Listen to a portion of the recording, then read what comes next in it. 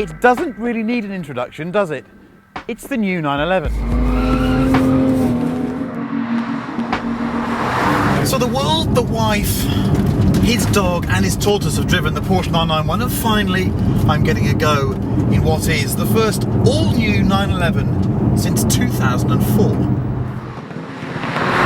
The big news is that the 991 is the 911 structure we've always been waiting for. It's effectively an all-aluminium 911, and it means that this Carrera S PDK car is about, give or take a few pounds of rice, 40 kilograms lighter than the car it replaces, but it's quite a bit bigger physically, particularly at the front, where they've managed to get 50 mil extra on the front axle. So it's much wider at the front axle than the last car, which should bring big benefits dynamically. First pleasant surprise is this PDK transmission. Still the same slightly funny sort of torture-like looking lever, but the calibration is all new. It just feels sharp and it feels responsive in a way the other one didn't. The best compliment I can pay it is it feels like someone's taken a Nissan GTR transmission, dropped it in a 911. So working in combination with this quite revvy, zingy DFI engine, it's a lively, athletic, keen powertrain. I really like it. So that's the first pleasant surprise. But perhaps the most divisive thing about this car is the new power steering system. It's electric, it's not hydraulic. Okay, it's not the perfect steering system. It does lose some of that feeling. I don't like the word feel, you know that, but it does lose something. But I can put the car very, very accurately on the road, and crucially, mid-corner, on steady steering angle, I can then make an adjustment and it doesn't feel like an electric motor struggling to keep up with what I'm doing. So steering, yeah, a pleasant surprise. I thought it was going to be a real problem.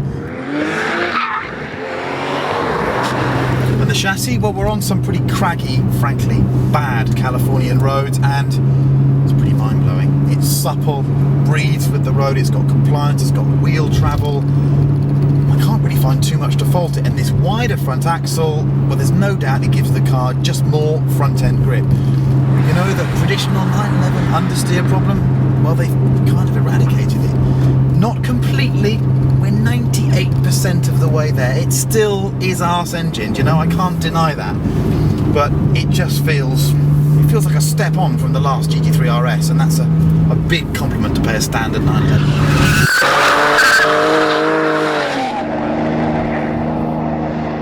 The first thing you need to know about this new 991 is it's a real 911. It feels like a 911, that's all I can say about it really.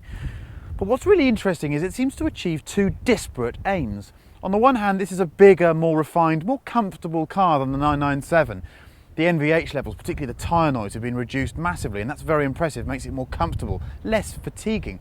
But on the other hand, it's actually a sharper, more dynamic car. That front axle width means it turns in better. The chassis is just more impressive. The powertrain is very similar to before, but as I said, the PDK is now more impressive as well. Didn't try the 7-speed manual, have to wait till we get to the UK. It's not perfect, the 991, but it's very, very close to being so.